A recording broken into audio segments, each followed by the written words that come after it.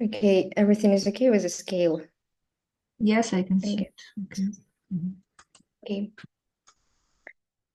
Today we have the third and final lecture of our mini course, where we began exploring the fundamental concept of supervised learning. And this lecture will be dedicated to linear least square regression theory, application, and analysis.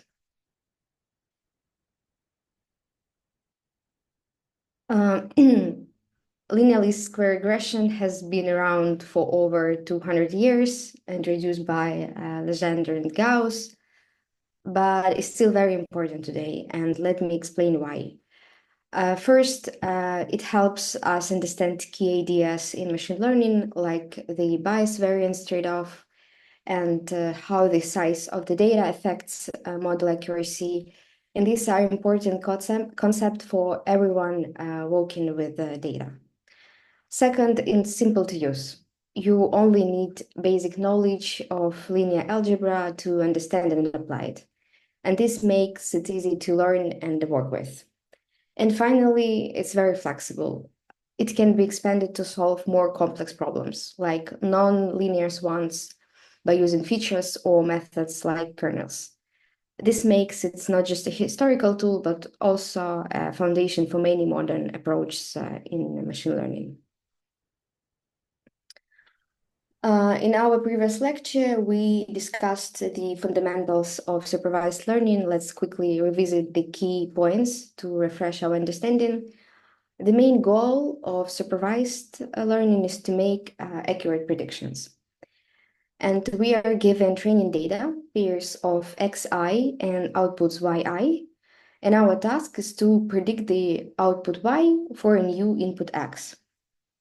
And to achieve this, we use a regression function fx that approximates the relationship between inputs and outputs.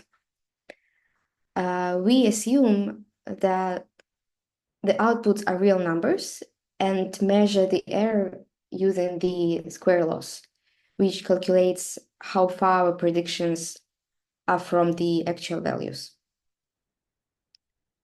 The optimal predictor minimizes this error and represents the expected value of y given x. And to find such a predictor, we use empirical risk minimization. This involves selecting a family of functions, f theta of x, adjusting its parameters theta, and minimizing the total error on the training data. However, we must remember that the best theoretical predictor, the bias predictor, may not always belong to our chosen family of functions. This is what we call a misspecified model. But our aim is to get as close to the best solution as possible. Building on what we discussed earlier, let's focus on the idea of linearity in the parameters theta. Linearly squared regression can handle function f theta of x that are not linear in the input x, but remain linear in the parameters theta. This is an important distinction. For simplicity, we often assume that f theta of x is linear in theta, where theta belongs to a space of Rd. However, it's important to understand that being linear in x and being linear in theta are entirely different concepts. And this assumption of linearity in theta allows us to express f theta of x as a weighted sum, where the weights theta I are multiplied by known functions alpha I of x.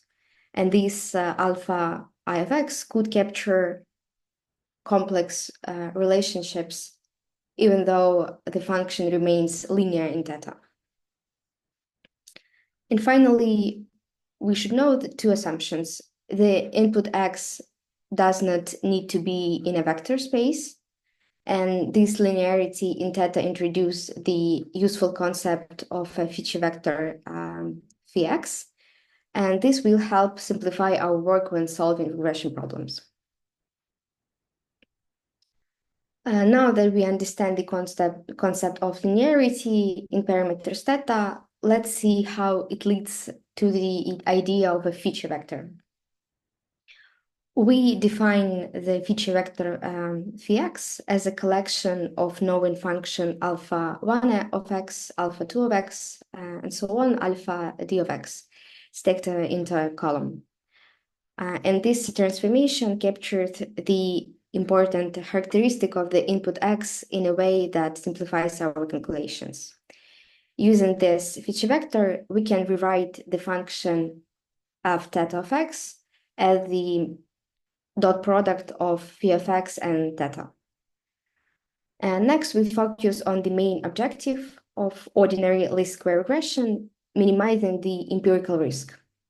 This means we find the parameters theta that minimize the average squared error between our predictions and the observed data.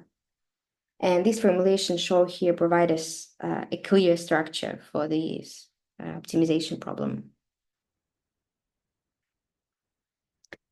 Now, let's discuss the assumption we often make about the future vector phi of x. First of all, when the input space x is a subset of real numbers raised to the power of d, we often assume that f theta is x is fn. This assumption can be satisfied by defining the feature vector phi of x as a combination of x and an additional constant value, typically 1. This effectively increases the dimensionality by 1, making phi of x belong to a space of dimension d plus 1. Another common assumption is that phi of x is composed of monomials, meaning it allows phi theta of x to represent polynomial functions. And this is particularly useful when we want to capture more complex relationship between the inputs and the outputs in our data. And for more advanced techniques, such as kernel methods, phi of x can be extended to infinite dimensional spaces. This allows us to model even more complex patterns in the data, providing significant flexibility.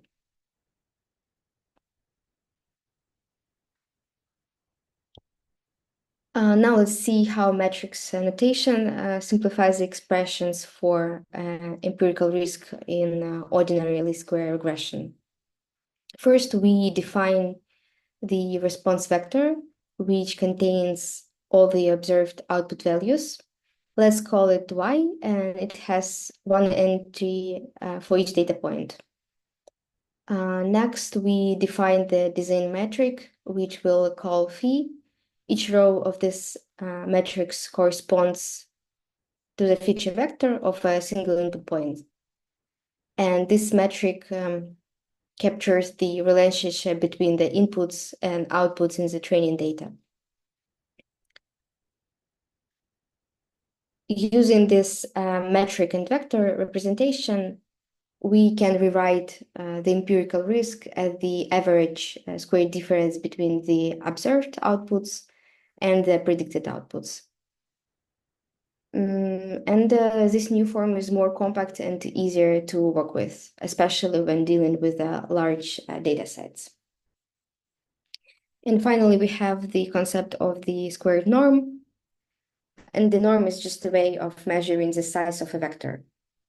In this case, it's the sum of the squares of the vector's components. To ensure that the ordinary least square estimators work correctly, certain conditions must be met. And let's go over this case assumption and their practical implications. The design matrix phi must have full column rank. This means that the number of independent columns in phi equals its number of columns. In simpler terms, the column of phi must not be linearly dependent. And the problem should be overdetermined, meaning the number of observation n must be greater than or equal to the number of parameters d. This ensures we have enough data to estimate the parameters. And the matrix formed by multiplying phi transposed by phi must be invertible. This guarantees that a unique solution exists for the ordinary least square estimator. And some practical implications, having full column rank means there is no multicollinearity among the column of phi. In other words, no column can be written as a combination of other columns. And the conditions that the number of parameters d is less than or equal to the number of observations n ensures we have sufficient data to determine the values of the parameters. And these conditions are important for the computational reliability of the OLS estimator. Definition: when the design metric, which represent the inputs, has full column rank, the minimizer of the empirical risk is unique. And these unique solutions is what we call the ordinary least square estimator. Key properties here: the ordinary least square estimator minimizes the squared error between the predicted value and the observed value. Again, in other words, it finds the parameters that result in the best possible fit to the data. And under the given assumptions, like a full column rank, the ordinary least square estimator provides an exact solution to the optimization problem.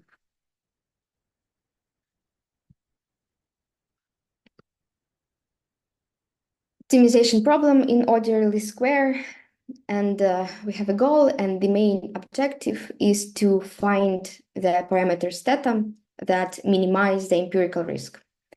And this means we want to reduce the average square difference between the actual outputs and the predictions made by our model. And this problem is a convex optimization problem, which is good news because convex problems are easier to solve and guarantee a single optimal solution. And under certain solutions, we can derive a closed form solution for the optimal parameters. This formula explicitly calculates the best parameters using the design matrix phi and the observed outputs y. For the solutions to exist, the metric obtained by multiplying phi transposed by phi must be invertible. And this condition ensures that we can compute the solutions without any issues. Let's discuss the two main settings for analyzing the performance of OLS: random design and fixed design. But first, why do we need these two different approaches? The distinctions arises because data in real-world problems can come from different scenarios. Sometimes data is inherently random, while other times it's fixed and predetermined. And to address this difference, we analyze OLS under these two separate settings. In the settings, let's have a look at the random design. In the settings, both the inputs and outputs are considered random variables. And this reflects real-world cases where data is generated by a problematic process, such as sampling from a population. And it aligns with the classical supervised machine learning, where the primary goal is to ensure the model generalizes well to new unseen data. It's about the random design and the fixed design. Here, the input data is treated as deterministic, meaning it's fixed and does not vary. And this applies in situations where the data is controlled or predetermined, such as experimental setups or specific simulations.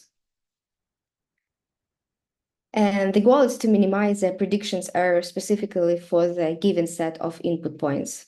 This is equivalent to estimating the empirical distribution of the input data itself. And key idea here in the fixed design settings, the focus is solely on prediction error for the observed input points. Unlike random design, there is no emphasis on generalizing to unseen data.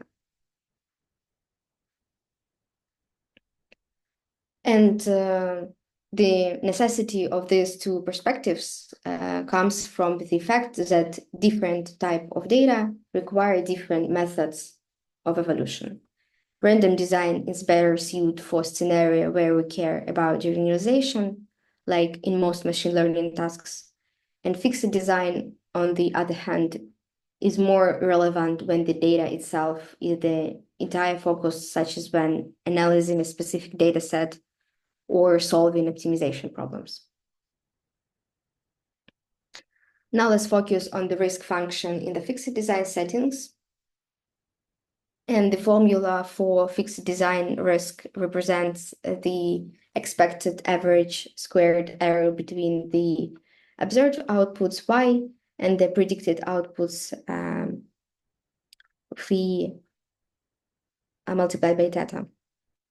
The term inside the formula calculates the squared error for each individual data point. It measures how far, again, the predicted output is from the actual output. This error is averaged over all data points divided by n, giving us the mean squared error for the data set.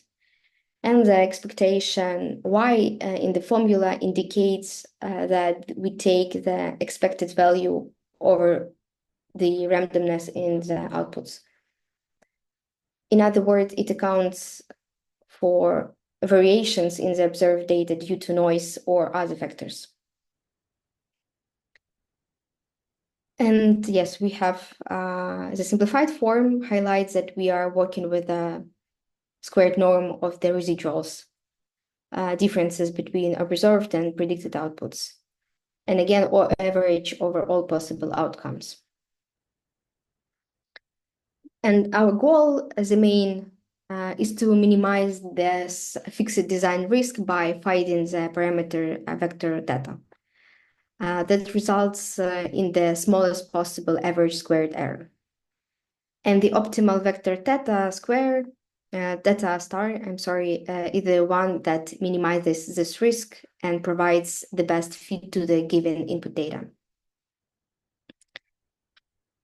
And we have some assumptions. Inputs might be equally spaced or having a specific structure, which simplify the analysis. And this is sometimes referred to as ensemble prediction error because it focuses entirely on the given input points without generalization to unseen data. And again, what does it mean? The formula formalizes the idea of minimizing prediction error in a fixed design setting, which tells us how well the model fits the observed data and provides a framework for improving the model's accuracy when working with a fixed deterministic input data.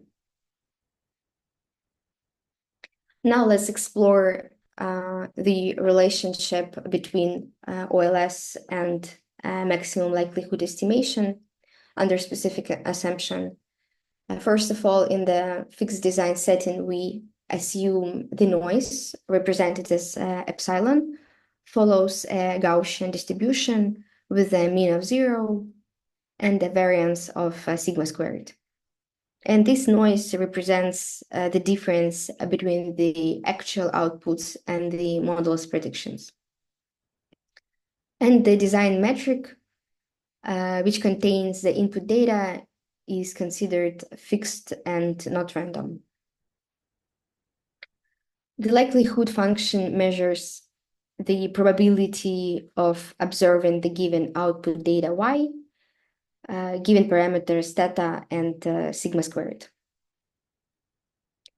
In this formula, each individual error is modeled as a Gaussian noise, and the likelihood is calculated at the product of these probabilities across all data points, assuming independence. And the formula includes two main components: the Gaussian distribution normalization constant, 1 divided by the square root of 2 of 2 pi times sigma squared, 2p times sigma squared, and the exponential term that penalizes large errors, making smaller errors more likely. And key insight, under this assumption, the least squares estimator of theta, which minimizes the square error, coincides exactly with the maximum likelihood estimator derived from the likelihood function. This equivalence provides a probabilistic interpretation of ordinary least square. It shows that the minimizing the square error in OLS is equivalent to minimizing the likelihood of the observed data under a Gaussian noise assumption. Now let's focus on what the parameter vector theta tilde again is and how it is estimated. Again, theta tilde is a maximum likelihood estimator for the parameter vector theta. And it's derived under the assumption that the noise in the model follows Gaussian distribution. And the role of theta tilde is to maximize the likelihood function, which measures the probability of observing the given data given the model parameters. How is theta tilde found? To simplify calculation, we often work with log likelihood instead of the likelihood. Taking the log transform the product into a sum, which is easiest to handle mathematically. And the log likelihood function, after ignoring constant, has two terms. The first term penalizes the squared errors, meaning it ensures that predictions are as close as possible to the observed outputs. And the second term depends on sigma squared and reflect the uncertainty in the noise. What does this mean? This equivalence shows that OLS is not just an optimization tool, but also a statistical method rooted in probability. By maximizing the likelihood, we've effectively fighting the parameters that make the observed data most probable under the model. Now let's talk about MLE, which important step in deriving the maximum likelihood estimator. Log likelihood function, taking the logarithm and ignoring constant, the log likelihood is proportional to this formula. The first term penalizes the squared difference between the between the observed outputs and the predicted outputs, and this ensures the model fits the data as closely as possible. And the second term, which includes the logarithm of the noise variance, sigma squared, reflects the uncertainty in the noise. And to find the maximum likelihood estimator for the parameter vector theta, we minimize the negative log likelihood, which simplifies to minimizing the sum of squared errors plus a term involving sigma squared. And the solution to this optimization problem is the parameter theta tilde, which is also the ordinary least square estimator. This result shows that the MLE for theta under the Gaussian noise assumption is identical to the OLS estimator. And while the Gaussian assumption is not necessary for ordinary least square, it provides a probabilistic interpretation and connect OLS to maximum likelihood method. Now let's look at the assumption underlying the fixed design setting. First of all, the relationship between the inputs and output is given by a linear model. The output yi is a result of applying the model.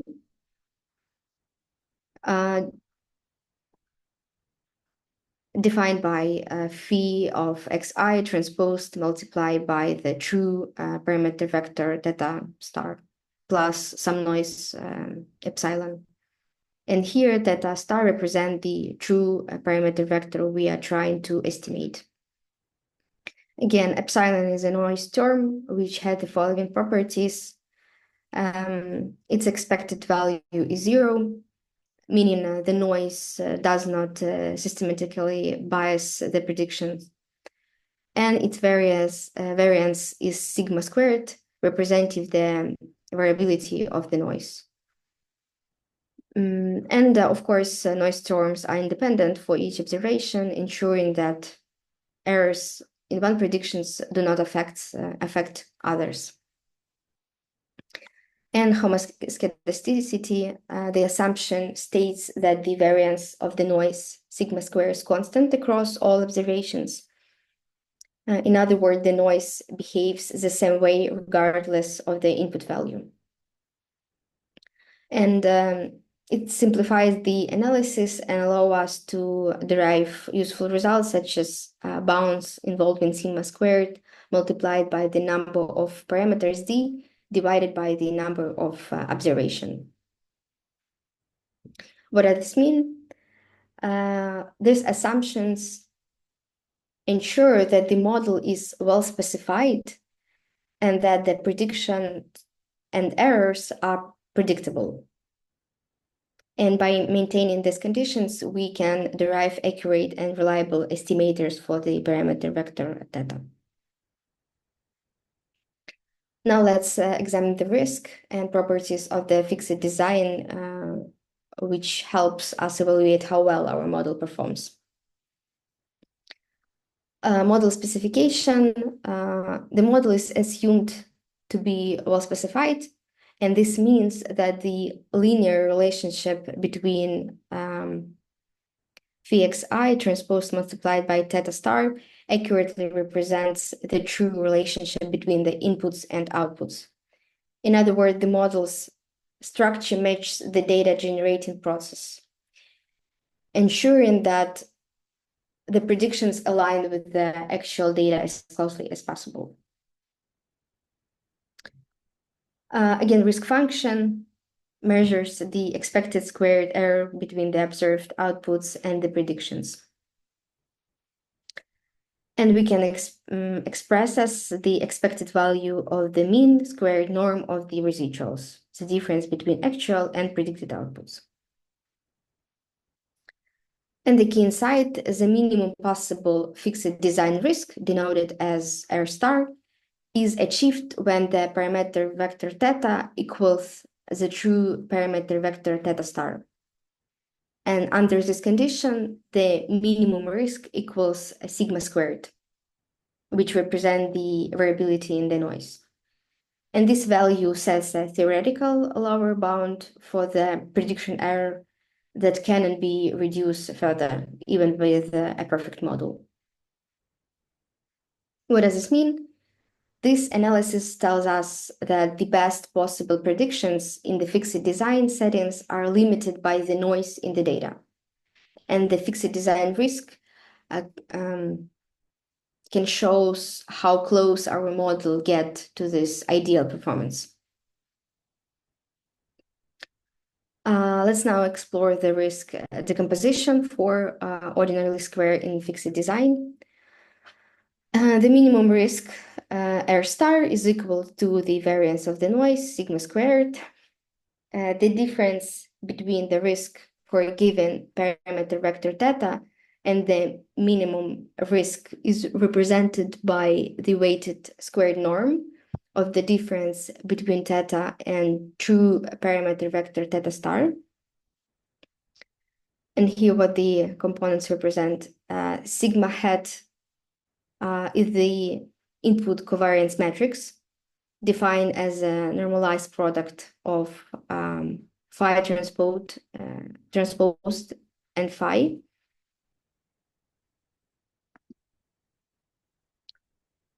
The weighted norm denoted by theta sigma hat applies this covariance matrix to weight the norm of the parameter vector. Let's talk about expected risk. When theta hat, the estimated parameter vector, is treated as a random variable, the expected risk can be decomposed into two main terms. The bias terms, which measures the distance between the expected value of the estimate,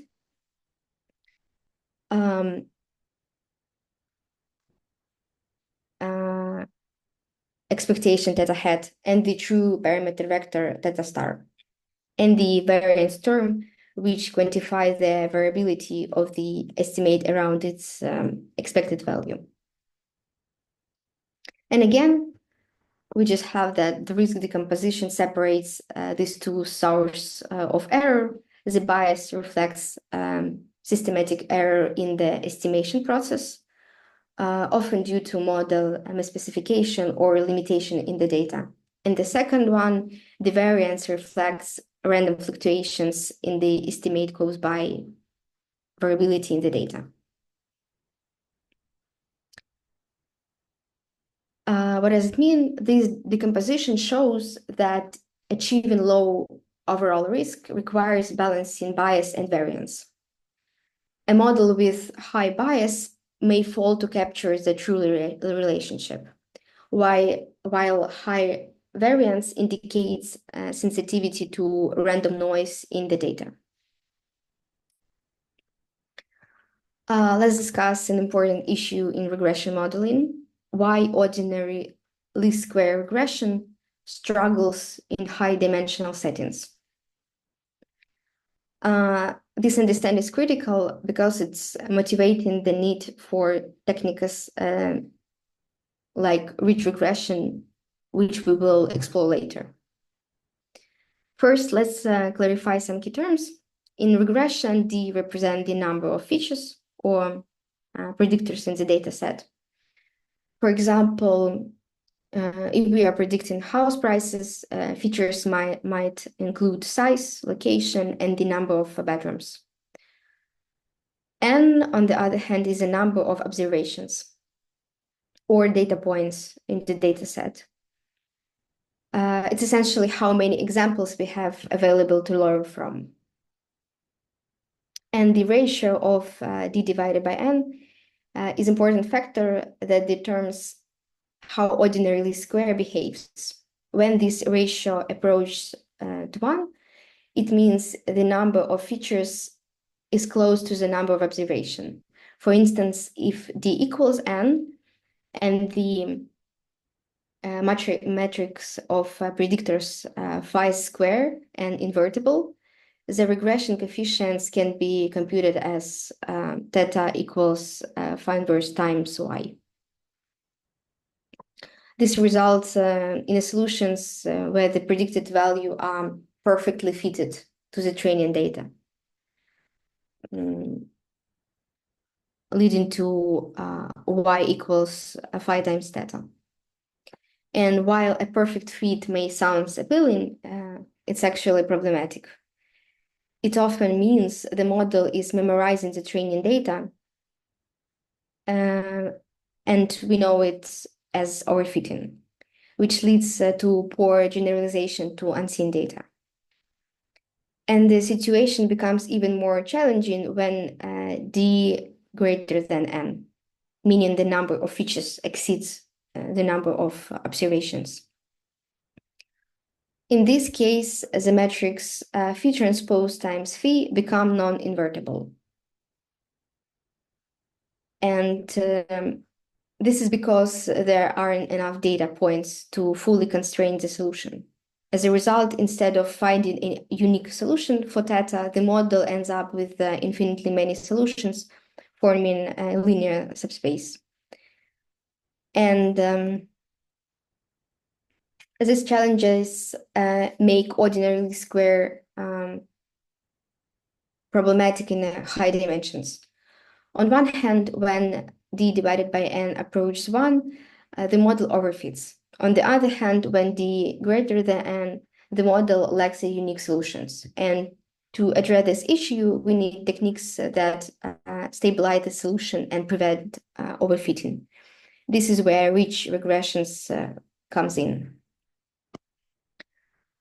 Rich regression is a method designed to handle the issue of overfitting and instability that ordinarily square regression faces, particularly in high dimensions. And it achieves this by adding a penalty term to the usual least squares objective. And this penalty discourages the model from assigning overly large values to the regression coefficients, which helps stabilize the solution. And for regularization parameter denoted as lambda, and lambda greater than 0, the rich estimator theta hat sub lambda is defined as the minimizer of a function. And this function has two parts. The first part measures how well the model fits the data. And the second part is a penalty that depends on the size of the coefficients. The penalty is scaled by lambda, which determines how much regularization is applied. Now let's discuss how we can calculate the rich regression coefficients in a closed form. I recall that the sample covariance metric sigma is defined as 1 over n times phi transpose phi.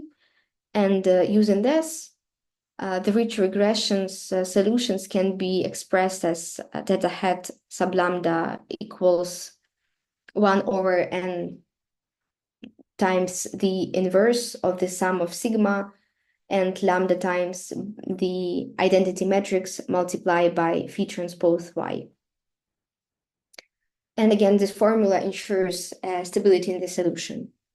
This term, sigma plus lambda times the identity matrix, is always invertible, even when phi transpose phi is not.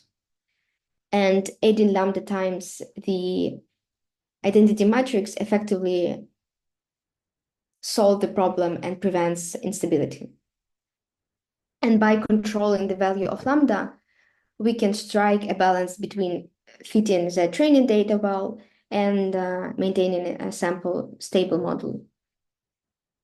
Smaller values of lambda lead to less regularization, while largest value apply stronger regularization, shrinking the coefficient towards 0. Okay, now let's explore how we train a linear regression model using different polynomial features and evaluate its performance. We start by generating some random data, and the variable x is a sequence of values, and the variable y is a polynomial function of x with a bit of noise added to make it more realistic. After that, we define a list of degrees from 1 to 50. And for each degree, we create polynomial features by raising x to successive powers. For example, if we are at degree 3, we include terms like x, x squared, and x cubed. Next, we train a simple linear regression model using these polynomial features to see how well it can fit the data. After training, we make predictions for each degree and calculate the error. which help us understand how close the predicted values are to the actual values. And finally, we visualize the original data points alongside the model's predictions for each degree, observing how the error changes as the model becomes more complex. This helped us see how increasing complexity may either improve the model's performance or lead to overfitting, for example. Okay, here we can see what happens when we fit a linear regression model using a first-degree polynomial. Here, the blue dots showing the data points, while the pink dashed line represents the straight line that the model predicts. This line tries to follow the overall trends of the data. However, we can see that the line doesn't fit the points very well. There are many differences between the line and the actual data points. This means that the model is too simple to fully describe the relationship between x and y. And the mean squared error shown at the top is quite high, which means the model's predictions are not very accurate. Here we observe how a polynomial model of degree 5 fits our data. As you can see, this model captures the curves in the data much better compared to the straight line from before. It bends in response to the change in the data, which makes it a closer fit. And the error, as shown on top, is now much lower, meaning our model is making predictions that are more accurate. And this demonstrates that adding more complexity, in this case, by using a high degree polynomial, can help the model better match the data. But we must be careful not to overfit, which happens when the model becomes too specific to the data set alone.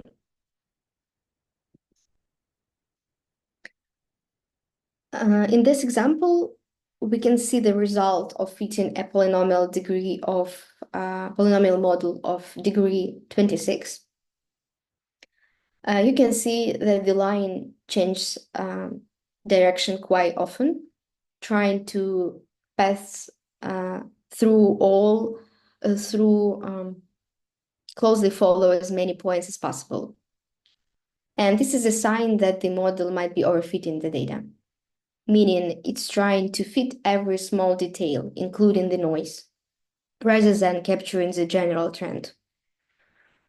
And while the model fits almost every little points in the data, the error value has actually increased compared to the degree 5 model, for example. This suggests that the model is no longer generalizing well. Instead, it's becoming overly tailored to a specific set of data, which often leads to poor performance when applied to new unseen data. Let's now consider the final plot in our sequences. Here we are fitting the data using a polynomial of degree 50. And with a polynomial of this degree, the model is extremely flexible and tries to follow the data closely by bending in many places and resulting in dragline. This is a clear indicator of overfitting. And despite the model's flexibility, the mean squared error has increased significantly compared to the lower degree models. And this tells us that the model's predictions have actually worsened because it's capturing noise rather than the underlying trend. And overfitting like this makes the model less reliable when applied to new data. This demonstrates an important point. More complex models are not always better. Adding too much complexity can reduce a model's ability to generalize to new data, as we see here with the 50-degree polynomial. And for today, that's all. Thank you for your attention. Maybe do you have some questions or comments, please?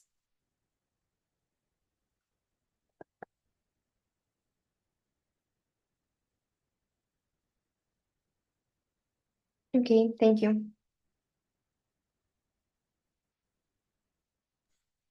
Okay, thank you for lectures, and that was the last lecture of our mini school. So I hope participants learned something new and valuable for them.